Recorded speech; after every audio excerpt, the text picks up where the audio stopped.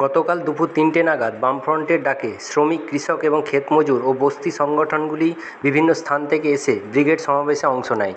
উপস্থিত ছিলেন সিপিএমের রাজ্য সাধারণ সম্পাদক মহম্মদ সেলিম, সভাপতি বিমান বসু, প্রাক্তন সম্পাদক সূর্যকান্ত মিশ্র, কৃষক সভার রাজ্য সাধারণ সম্পাদক অমল হালদার, অনাদি সাহু, সুখরঞ্জন দে, নিরাপদ সর্দার, বন্যা টুডু, মীনাক্ষী মুখোপাধ্যায় প্রমুখ।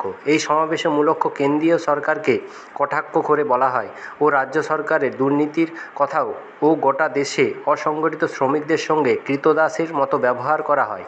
দাবি করা হয় শ্রমিক কোড বাতিল, ১০০ দিনের কাজ, দ্রব্যমূল্য বৃদ্ধি, চাকরির নিরাপত্তা, বেসরকারীকরণ, ফসলের ন্যায্য মূল্য সহ একাধিক বিষয় উল্লেখ করা হয়। মহম্মদ সেলিম বলেন, বামফ্রন্ট এই লাল পতাকা চুরির টাকায় কেনা হয়নি, অনেক লড়াই ও অনেক শ্রমের বিনিময়ে এখানে উড়ছে।